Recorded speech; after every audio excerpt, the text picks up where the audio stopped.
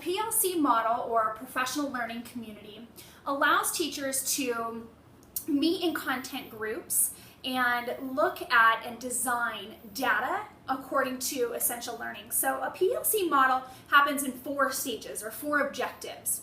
The first objective is for teachers to identify within their state written standards, or in Jeffco, our curriculum documents, identify essential learnings in the PLC model, and then it allows teachers to create what we call a common formative assessment. A formative assessment is an assessment that's done that allows a teacher a glance at what their group of students are and what levels they all are while they're learning. So compared to a summative assessment that's done at the end that's a collection of all of their learning. So it's a common formative assessment that is done within content groups or within teachers that teach the same subject. And then the PLC model allows teachers to begin to compare data. So they give their formative assessment in their classroom, and then they come back with their data, or their results of that common formative assessment, and they compare with their content teams about the data that they've gathered. And what it does is it allows teachers to look at where is the standard, who is below the standard and needs some assistance to meet the standard, and then who's above the standard and what do we need to do them to bring them up to the next level.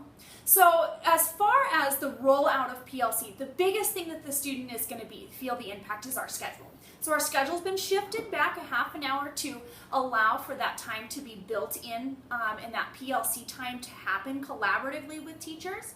And then the students are also going to see a lot more feedback from our teachers that give them that glance into their own learning and help the students take power of their own learning. Teachers will be trained on each of the objectives as we go through them. So the first training will be what is essential learning and where do you find your documents, and allow teachers the opportunity to talk about the essential learnings that they want to focus on. And then after that piece has been done, teachers will sit down and they'll write their common formative assessments, and then our instructional coaches will begin to vet those, and they will go through and help them develop different levels of depth, different levels of questioning and depth of knowledge questions to make sure that they're going to get their best bang for their data.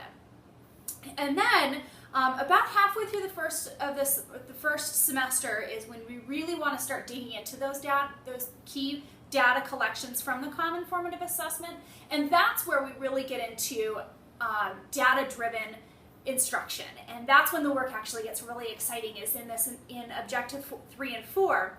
And so there'll be some trainings offered to teachers to assist them in reading their data, how to organize their data and look at their data, and then additional training and opportunities for teachers to share out technology tools that support their classroom, and pieces of to share ideas and have the opportunity to share out what works in their classroom beyond their content team.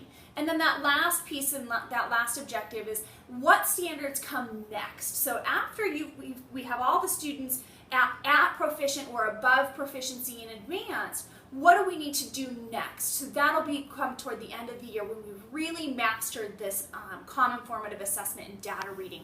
We'll look at what comes next in the curriculum and how do we provide opportunities for people to exceed. It's very exciting work that Stanley Lake is taking part of, and this will be our 2nd year. So we're going to take what we did last year and make it better and dig even deeper into those common formative assessments and what the data means and what data-driven instruction truly is.